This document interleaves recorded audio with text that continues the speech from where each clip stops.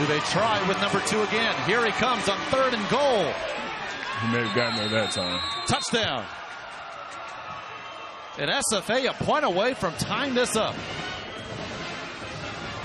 And I like the play call. You know, I like Clint Conk not giving up on the play, not giving up on his son, but I'm sure he's not even thinking of it as his son. He's thinking that's a 6'6", 240-pound quarterback. I better go to him 3 times because that guy's going to get you the yards eventually.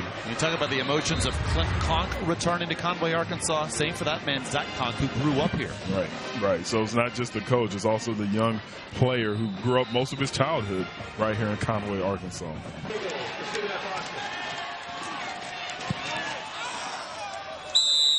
Right down the middle. 13 unanswered by the SFA Lumberjacks. And it's 13-10. Stephen F. Austin. UCA. After SFA would cut it to 10-3, turnovers began to plague the Bears. Kelton Warren fumbling the kick return. Lumberjacks recover, and that would lead to the Zach Conk 1-yard touchdown plunge. That tied the game at 10. And then off the SFA punt, another turnover. Brandon Cox goes after the football. Lumberjacks recover. It would lead to a field goal, and SFA would lead 13-10, but Blake Beasley, despite down numbers in the first half, able to run in from 1 yard out. And he's head coach of the Lumberjacks after 14 years here in Conway. On the zone read, West with room. And a burst of speed by the junior. Down the sideline, West out of bounds, just shy of the 10, 48 yards. You're talking about a guy that's averaging 7.3 yards a carry. He started 6 games for this team, and you see why his average is so high, because at any given time, he can break one of these.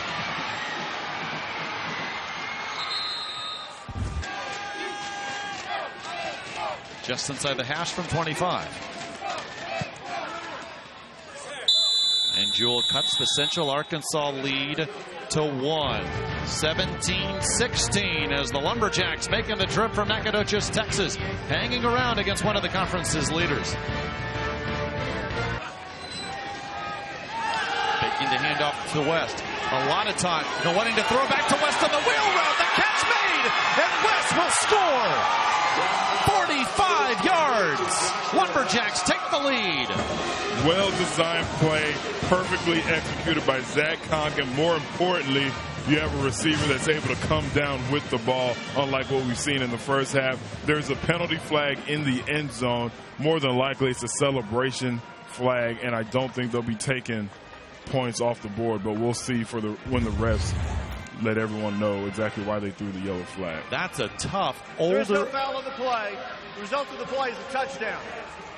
That is a tough over-the-shoulder catch in full stride by number 23. In full stride, and he made it look easier than it actually is. Initially, he was looking over one side of the shoulder. Then he realized he needs to turn his head around to the other shoulder and did not break stride and was able to come down with it. While that ball was in the air, I was not 100% certain that Joshua West was going to come down with it. What a catch for his first receiving touchdown of the year. Now, SFA's offense is on the field. They will look to go for 2 to try to take a 7-point lead.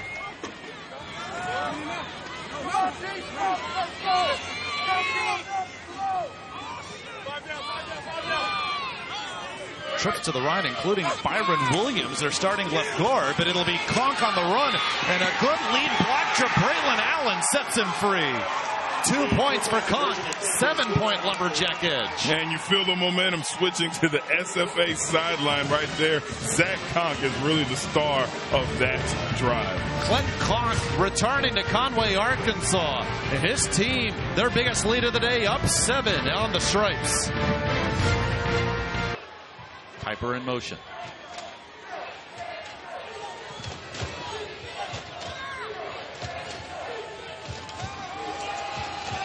Conk pressured. Keeping it downfield for Jones, and Jones makes the grab. It's his second tremendous spinning catch of the day. And I don't know how he got his eye on that one, because he spun towards that ball late. And look at the job by Zach Conk. He was not able to set his feet on that throw. You talk about arm strength. That was all arm on that pass, putting the ball where it needed to be.